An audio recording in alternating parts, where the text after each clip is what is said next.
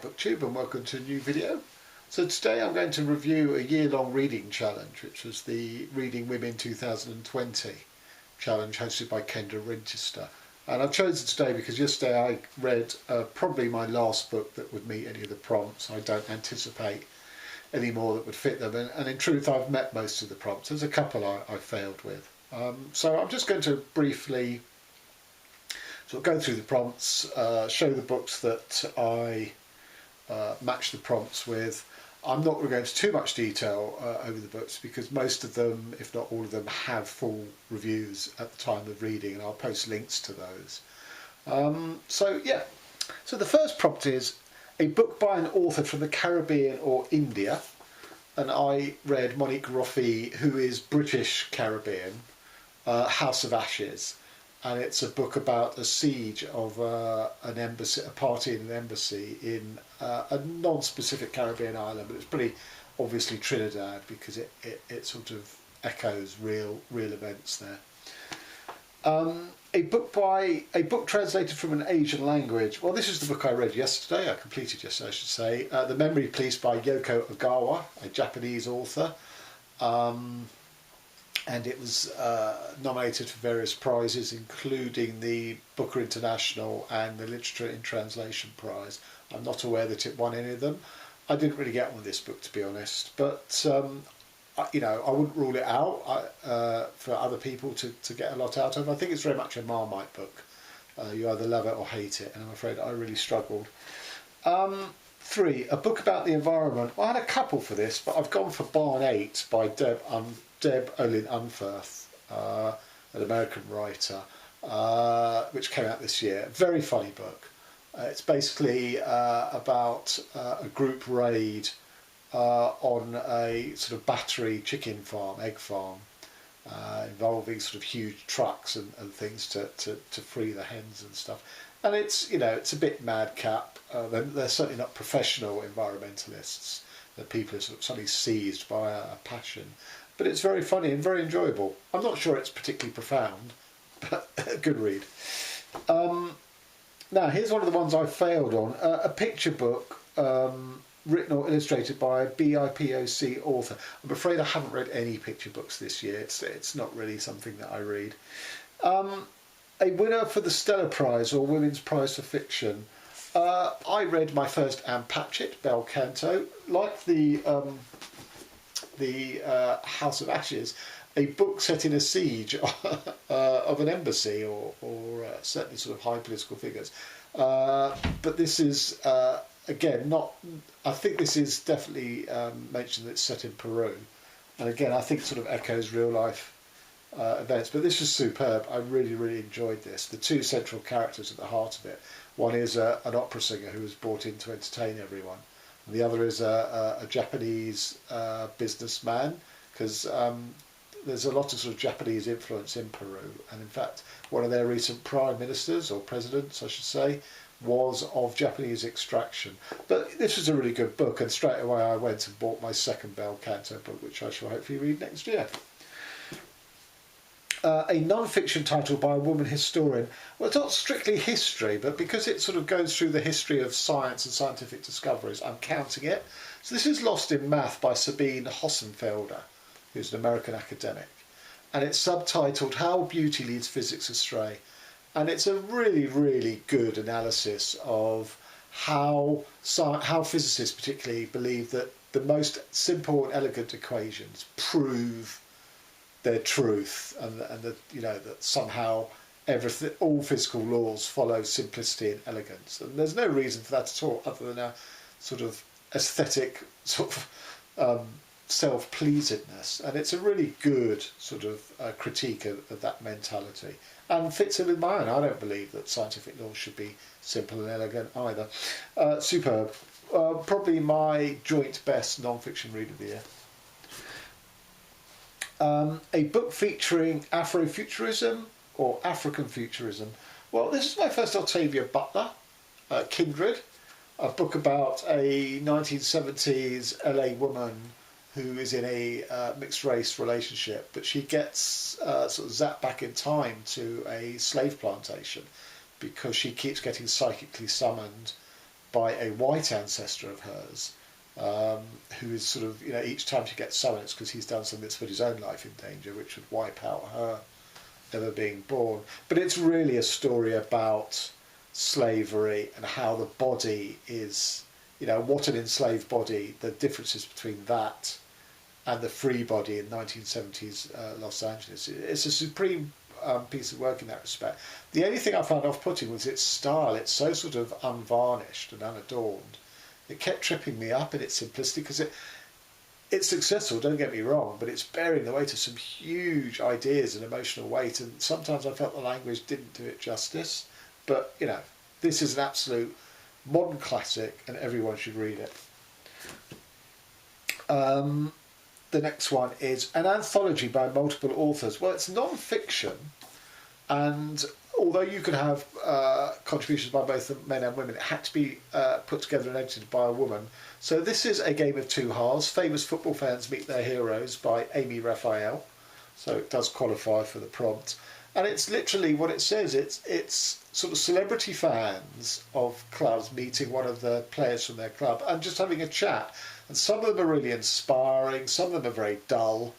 So it's very much a mixed bag. But is it the very last one? Yeah, the very last one in here is Eric Dyer, who is an unusual footballer in his sort of upbringing and background, and David Lammy, who is the MP for the constituency in which Eric Dyer's team, Tottenham, play in. And Dyer is really clued up and is asking Lammy all sorts of sort of political and social questions. And it's just really inspiring that not all footballers are thick. A book inspired by folklore. Well, as you know, I'm not big on folklore, so I might be slightly stretching it, maybe not. So this is the year I discovered Anne Carlson and became a fanboy. I read 3 books of hers in it, and she does a mixture of media, of sort of film script, interview, poetry, non-fiction and stuff, and folklore does come up in it. So the autobiography of Red is about a Greek mythical monster called Geryon. So is it folklore, is it myth? I don't know. But I can't remember exactly what folklore was drawn on in plain water. But, this is what I'm counting for, this prompt. A book about a woman artist. So this was part of my non-fiction November. This is Kim Gordon, Girl in a Band. She was the bassist and one of the singers in the band Sonic Youth, who were around for 30 years from the mid-80s onwards. She was also married to another member of the band called Thurston Moore. And after 30 years, Thurston stepped out on her and broke up their marriage and the band. Kim Gordon is also a visual artist. I mean, before she sort of got funneled into music, she made visual art and has returned to that now that she has the freedom, now that the band have split up. Read and watch a book to movie adaptation. Well, I don't do that, but I did read this book, Their Finest, which happens to have now a motion picture with the actual cast of the movie on it. So I haven't seen the film. Bill Nighy, Gemma Arterton, and whoever that guy is. This is another one I sort of failed on. A book about a woman who inspires you. So I've got a book here of collected portable Hannah Arendt writings, Penguin Classic. I really wanted to get to this year, and unfortunately I haven't. I also wanted to read it because it would qualify for the Read More German Lit 2020. So actually the 2 annual reading challenges, or year-long reading challenges that I was doing this year, this one would have counted for both, but unfortunately I haven't got to it, so I did fail on this one. A book by an Arab woman. So this is Minor Detail by the Palestinian writer Adania Shibli, and this is excellent. I really enjoyed this. It's about the Arab-Israeli conflict, but what I think she does really well is she's really even-handed about it. It's she treats the Israeli part of the story, even though it's horrific. I think she's as fair to it as she possibly could be.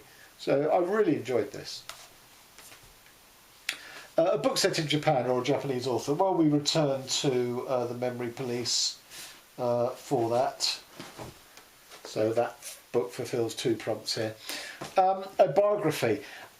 This is by Anna Macdonald, and stupidly I bought the wrong book out. This is actually her novel, but she wrote a book between the word and the world, which is just basically a book of essays. And she's ruminating on life and art and literature and stuff.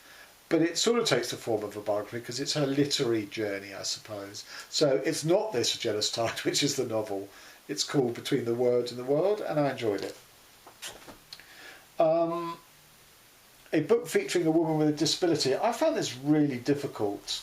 So this year I discovered a German author called Unika Zern, who was a member of the Surrealist movement and committed suicide. I mean, she was at various points institutionalised for mental illness. So I'm counting that as a disability. But I will say she's been my biggest and best discovery. I've read 2 books. I've read this, The Trumpets of Jericho, and a book called Dark Spring. She's been my best discovery of 2020. But the problem is she was more of a visual artist and a poet than a novelist. And I think there's only 3 novels that she wrote, and I've read 2 of them. So I say discovery, but there's not much more to discover. I mean, I'd love to read her poetry. A lot of it is what's called anagram poetry, but I don't think it exists in English. I don't think it's been translated because it's impossible.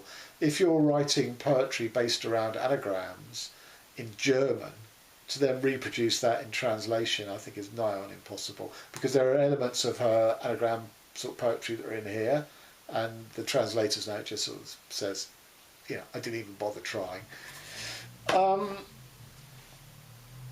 A book over 500 pages. Well, Duck's Nude Report is double that. I haven't finished it. I'm on page 300. I will be finishing this next year as part of my commitment to big mammoth books. But I started it, and as I say, got to page 300. A book under 100 pages. Well, this is Catherine Volkman. It's her debut novel. This is called The Appointment, and comes in at 96 pages. I don't know if you can see that. It's an interesting book. It's a sort of, a woman is a monologue with a guy's head between her legs, but it's not sexual. It's not even gynecological, which is kind of what you think, and because it's called The Appointment and stuff. I had thought this was written in German and translated, but no, Catherine Volkman has lived in the UK for 15 years and wrote in English. A book that's frequently recommended to you. Well, the aforementioned Kindred by Octavia E. Butler, and I agree. I'm recommending it to you. A feel-good book or a happy book. This is Parakeets by Marie-Helene Bertino, which Matthew Sharappa had already proclaimed as his book of the year. I did enjoy it. It's not my book of the year. It won't even get to the top 10, but it is a good read. It's a very quirky voice. It's a bride in the hotel a week before her wedding, where the wedding's going to be staged, or the party's going to be staged in that last week. And it's a very offbeat, off-kilter way of showing, you know, she has doubts, is she doing the right thing? But it's done in a really intriguing way. A book about food. Epic fail, I'm afraid. A book of either a favourite or new to you publisher. Well, I've gone new to me publisher. This is the Iliac Crest by Christina Rivera Garza, who's a Mexican-American academic. That's my first exposure to her, and it was, you know, I left, you know, it wasn't a book that I thought, oh yeah, this is fantastic, but it's certainly a book I keep thinking about and left an impression on me. And it's published by the Feminist Press at the City University of New York, which is a new publishing house to me. A book by an LGBTQ+ author. Well, that's Love and Other Thought Experiments by Sophie Ward, which is her debut novel, and will definitely get in my top 10 and might even win my Read of the Year. I really loved this book. I read it very early on in the year, and it sort of stayed at the top of my reading pleasure throughout. It's really, you know, it is sort of quite experimental in that each chapter begins with a well-known thought experiment, but it is really, really, and it crosses multi-genres and time skips and stuff, but it is at heart really, really tender about a lesbian partnership, and also the love between the mother who survives and the son because one of the mothers died. Not a spoiler. Just superb. A book from the 2019 Reading Women's Awards shortlist or honourable mentions. Well, I haven't read any this year, but last year I read 3 from, let's see, I think 2 of them were Booker longlisted. Miriam Toews, I think, was the Women's Prize. So Women Talking, which was 5 stars. Jeanette Winterson, Frankenstein, which is interesting because it's a slight move away from Winterson's normal sort of language-centred, poetic, lyrical writing. It's slightly more grounded. And my book of the year last year, which is The Lost Children Archive by Valeria Luiselli. I think it was on the Booker, possibly one other list. But anyway, so yeah, I didn't read any this year that were on those lists last year. But as I say, I happen to have read 3 last year.